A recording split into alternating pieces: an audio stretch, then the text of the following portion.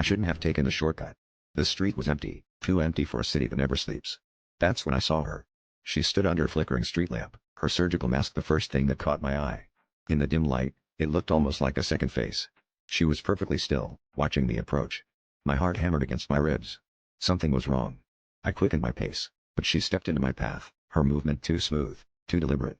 She tilted her head, a gesture that should have been curious, but felt like a predator sizing me up. Her voice was soft, barely a whisper, but it cut through the evening air. Am I pretty? A cold sweat broke over me. I'd heard the legends, every child in Japan has. The slit-mouthed woman.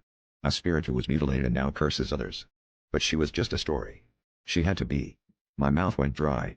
I knew the rules. If I say yes, she reveals her face and kills me. If I say no, she kills me with her scissors. I was trapped. I tried to stay calm. You look very kind, I stammered, hoping a vague answer would work. She stared at me for an agonizingly long moment. Then, she slowly reached up and hooked her fingers under the edge of her mask. Let me show you how kind I am, she whispered.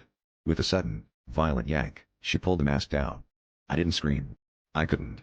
The sight before me was a frozen mask of absolute horror. Her mouth wasn't just cut, it was sliced from ear to ear, gaping open like a second, hungry maw. Inside, rows of needle-like teeth gleamed in the streetlight.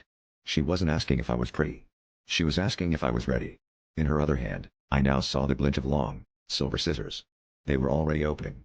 Now, she hissed, her voice a wet, tearing sound, I'll make you pretty too. I ran. I ran until my lungs burned, never looking back. But sometimes, when I walk alone at night, I feel a gentle touch on my shoulder and hear that soft, deadly question in my ear. What would you do? Answer wisely in the comments. Like and subscribe if you dare, and tap the profile to see which country's nightmare we uncover next.